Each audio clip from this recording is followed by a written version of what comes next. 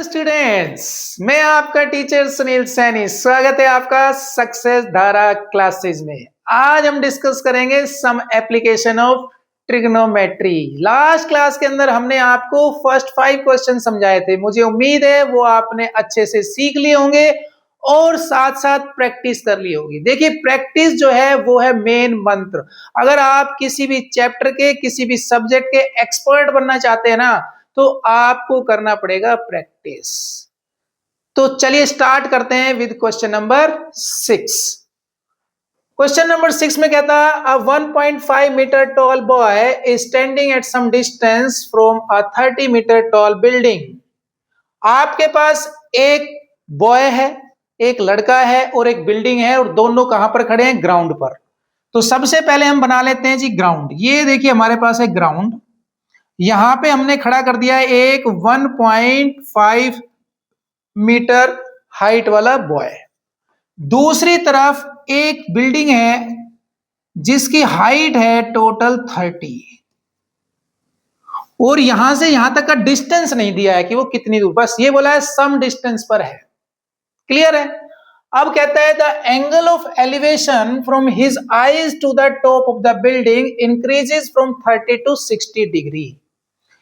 ये जो उसकी आंखें है ना, इसका जो एंगल ऑफ एलिवेशन था टॉप ऑफ द बिल्डिंग से, तो देखिए एंगल ऑफ एलिवेशन ऑलवेज नीचे बनता है और विद हॉरिजॉन्टल बनता है। तो यहां हम ऐसे तो बना नहीं सकते, तो हमें एक हॉरिजॉन्टल लाइन बनानी पड़ेगी। ये हॉरिजॉन्टल लाइन है। तो यहां जो एंगल था वो था 30 डिग्री। 30 डिग्री।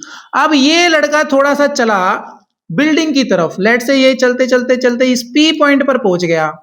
यहां पहुंचने के बाद इसकी आंख से जो एंगल था वो चेंज हो गया और एंगल बन गया 60 डिग्री।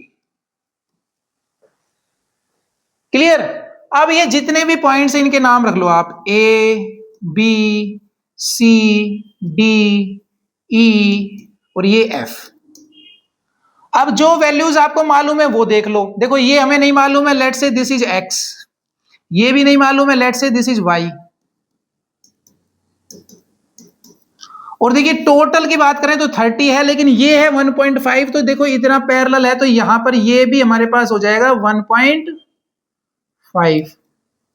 और ये वाली लाइन यहां तक की कितनी बचेगी? ये टोटल 30 में से हम माइनस कर देंगे, तो ये हो जाएगा जी 30 माइनस 1.5, टोटल आ गया हमारे पास 28.5।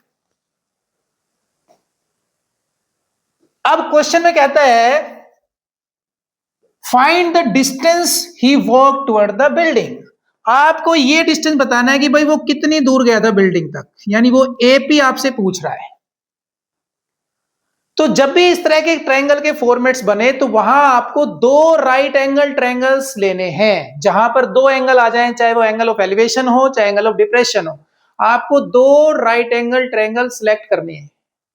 तो चलिए देखते हैं हमारे पास कौन कौन से दो राइट एंगल ट्रायंगल हैं। तो सबसे पहले देखो आपके पास एक ये छोटा सा ट्रायंगल है, यहां पर नाम है DEC। आप लिखिए यहां पर सॉल्यूशन।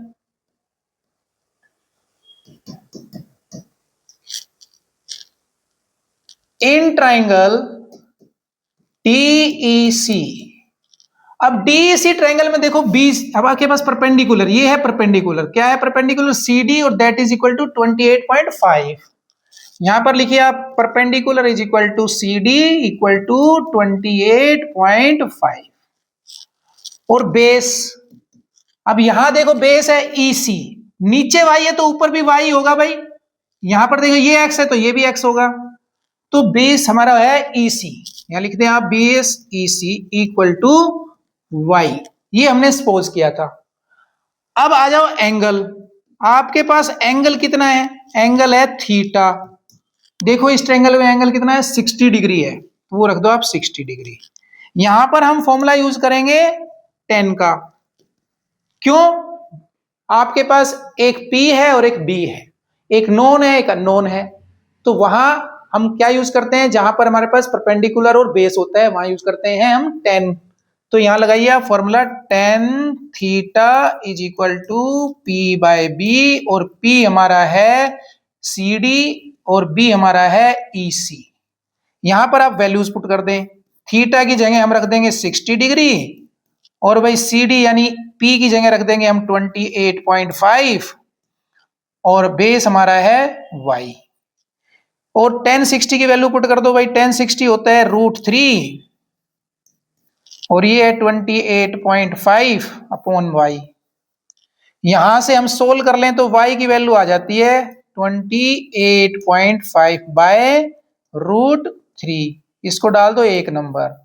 लेकिन हमें क्वेश्चन में y नहीं चाहिए, हमें चाहिए, कहता है find the distance he walk toward the building. हमें तो ये चाहिए कितना डिस्टेंस पहुंचा वो पहुंचा था P पॉइंट पे, यानी हमें चाहिए x। तो अभी तो हमने एक ही ट्रायंगल सोल्व किया है, एक ट्रायंगल और देख लो भाई कौन सा ट्रायंगल है। चलिए कौन सा है राइट एंगल ट्रायंगल? ट्रायंगल है DFC। इसको मैं आपके लिए हाईलाइट कर देता हूं। देखिए दूसरा बड़ा ट्रायंगल है यहां पर, राइट एंगल ट्रायंगल देखना हमने, बस ये है ये DFC। तो इन ट्रायंगल DFC, ये देखिए ट्रायंगल DFC के अंदर हमारे पास परपेंडिकुलर देखो कितना है भाई। परपेंडिकुलर है हमारे पास CD और CD की वैल्यू है 28.5।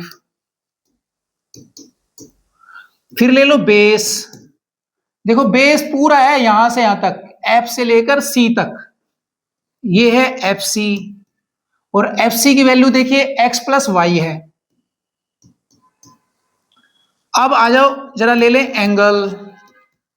एंगल थीटा हमारे पास इसमें देखो कितना है 30 डिग्री है। अगेन जहां पर P और B होता है हम tan थीटा का फॉर्मूला अप्लाई करते हैं, तो यहां पर आप अप्लाई कर दो tan theta is equal to P by B और P की वैल्यू हमारी है CD और B की वैल्यू है FC। यहां पर सब वैल्यूज पुट कर दीजिए। थीटा की जगह रख दीजिए आप 30 डिग्री और P की जगह रख दीजिए, आपके पास P है 28.5 और FC यानी बेस है आपके पास x प्लस वाई। यहां पर tan 30 की वैल्यू होती है 1/√3, ये हो गया 28.5 और x प्लस वाई। इसको आप क्रॉस मल्टीप्लाई कर लो तो ये आ जाएगा x plus y is equal to 28.5√3। इसको आप 2 नंबर डाल दो। अब क्वेश्चन में रिक्वायरमेंट है हमारी x निकालने की। यहां पर इक्वेशन है x और y में और यहां पर सिर्फ y में, तो हमें y नहीं चाहिए, तो y को एलिमिनेट करना है, इसलिए y की वैल्यू पुट कर दो। तो यहां से y की वैल्यू पुट कर देते हैं सेकंड में, तो यहां लिख देते हैं जी from first and second. From first and second, तो फर्स्ट में हमारे पास y की वैल्यू है 28.5 बाय √3, यहां लिख देते हैं। तो देखिए x की जगह तो x आ गया, y की जगह 28.5 बाय √3 इज इक्वल टू में है 28.5√3। हमें x चाहिए तो x को यहां छोड़ देते हैं, इसको ले जाते हैं उस तरफ। ये हो जाएगा 28.5√3 माइनस 28.5 अपॉन में √3। इसको सोल्व कर लो जी एलसीएम लेकर के। तो ये एलसीएम लेंगे तो कितना हो गया हमारे पास? देखो एलसीएम से पहले है ना और भी इजी हो रहा है, तो ऐसा करो आप ऊपर से 28.5 कॉमन ले लो। हमने ले लिया 28.5 को कॉमन। यहां पर बच गया √3 बाय 1 और यहां पर बच गया 1/√3। अब इसको सोल्व करेंगे तो 28.5 तो बाहर है, यहां एलसीएम ले लेंगे, √3 हो गया और भैया ये हो जाएगा √3 इंटू √3 यानी 3 माइनस 1। सोल्व कर लीजिए तो ये हो गया जी 28.5 इंटू 2 बाय √3। 2 से मल्टीप्लाई करेंगे 28 को तो कितना हो जाएगा भाई? ये हो जाएगा 57 अपॉन में √3। अब ये मुझे नहीं पता एनसीईआरटी में क्या आंसर है, ना आपको पता, तो आप चाहें तो इसी फॉर्मेट में छोड़ दें या फिर वो बात ध्यान रखिए कि डिनोमिनेटर में रूट नहीं छोड़ते। तो चलिए इसको थोड़ा और सोल्व कर लेते हैं। तो 57 अपॉन √3 का कर दो रैशनलाइजेशन, √3 से मल्टीप्लाई, √3 से डिवाइड। ऊपर आ गया जी 57 √3 और नीचे आ गया 3 और देखिए 3 से 57 कैंसिल हो रहा है, 19 3 जा, तो आपके पास आंसर आ गया 19√3 मीटर। तो कुल मिलाकर के ये जो लड़का है ये ए से पी पर गया, यानी कुल जो है 19√3 मीटर उसने डिस्टेंस कवर किया। तो ये क्वेश्चन आपका हो जाता है यहाँ कंप्लीट। देखते हैं question number 7। From a point on the ground, the angle of elevation of the bottom and top of a transmission tower fixed at the top of 20-meter high building are 45 degree and 60 degree. देखिए एक building है, ये वो building है जी, और इस building के ऊपर एक टावर है, ये टावर है,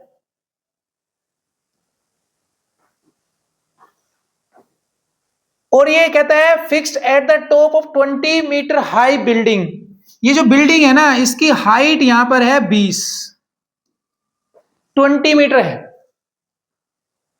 from a point on the ground the angle of elevation of the bottom and top. देखिए ये ग्राउंड है हमारे पास, और ग्राउंड के ऊपर कोई पॉइंट है, लेट से ये एक पॉइंट है P, यहां से टावर के टॉप का एंगल और बॉटम का एंगल, ये बॉटम पर और ये टॉप पर। तो देखिए बॉटम का एंगल और टॉप का एंगल आप खुद समझदार हैं, देख के बता भी सकते हैं कौन सा छोटा है और कौन सा बड़ा है। तो एंगल हमें दिए हैं यहां पर 45 और 60, तो ये 45 है और ये जो बड़ा है ना इतना बड़ा, ये वाला है 60। चलिए इनके नाम रख लेते हैं, इसको रख दीजिए QRS। अब आपको देखिए ये नहीं मालूम है, इसको हम नाम दे देते हैं X, और ये आपको मालूम है 20 और ये नहीं मालूम है तो इसको नाम दे देते हैं हम Y।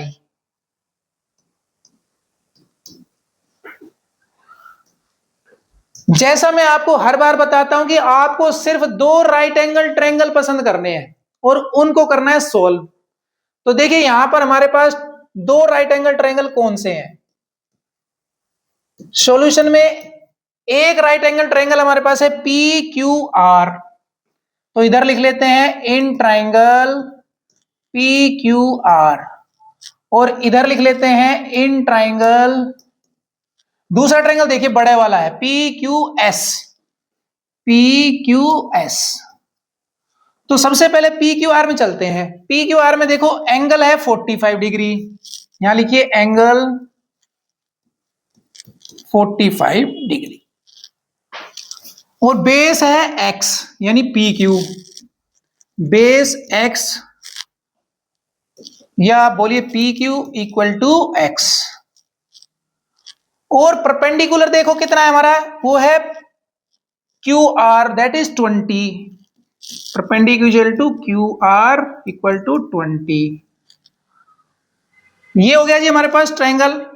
दूसरा ट्रायंगल है PQS, इसमें भी ऐसे ही देख लो, परपेंडिकुलर हमारा इसके अंदर कितना है भाई, देखो पूरा है ये ट्रायंगल बड़े वाला, तो ये पूरी लाइन है परपेंडिकुलर यानी QS,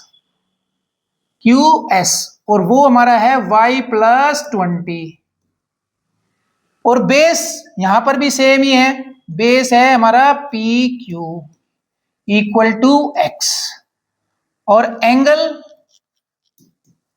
तो एंगल तो यहां पे पूरा बड़े वाला है ना, ये वाला एंगल है, तो ये है 60 डिग्री। चलिए जहां पर परपेंडिकुलर हो और बेस की बात कर रहे हैं तो यूज करेंगे 10, राइट। तो यहां लगाइए फॉर्मूला आप tan थीटा का, तो देखिए tan theta is equal to होता है P/B, और P यहां पर हमारे पास है QR और B हमारे पास है PQ।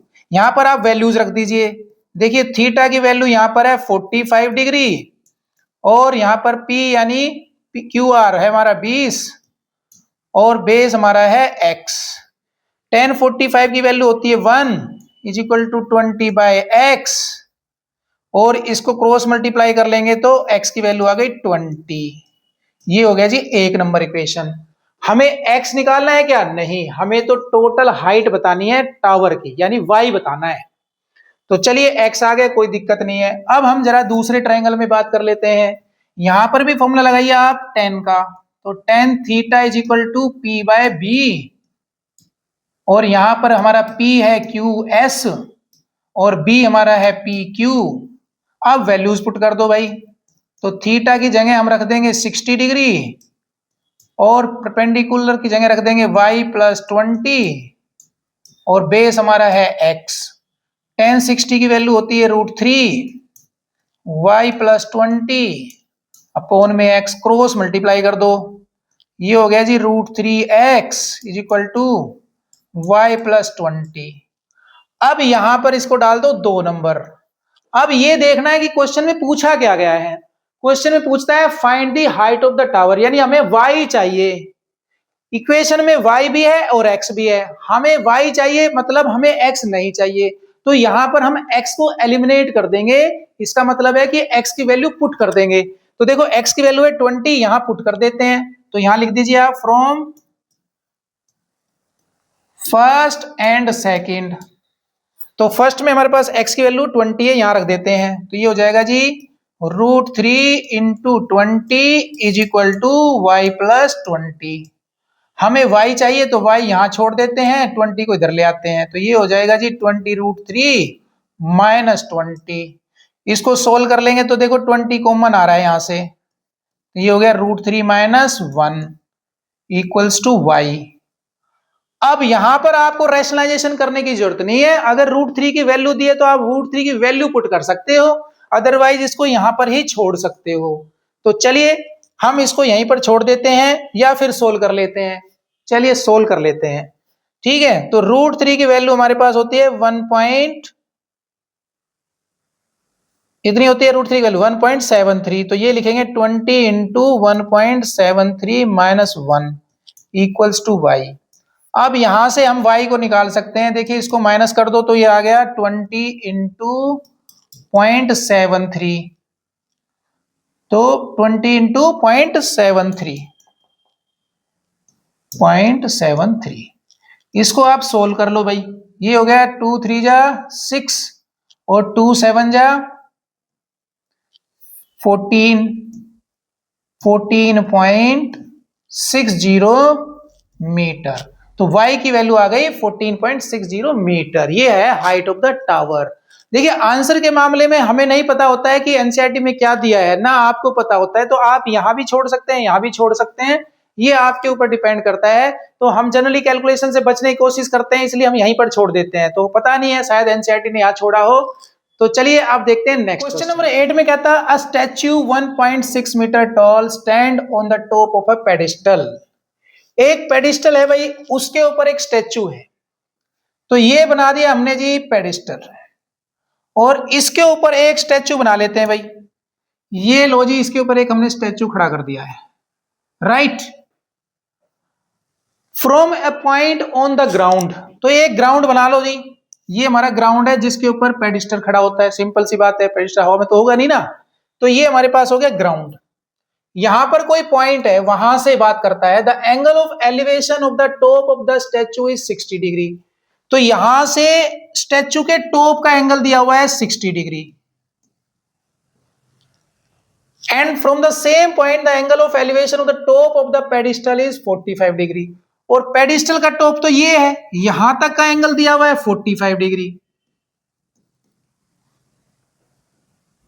और अब कहता है find the height of the pedestal. आपको पेडिस्टल की हाइट बतानी है, यानी ये बताना है जी आपने h।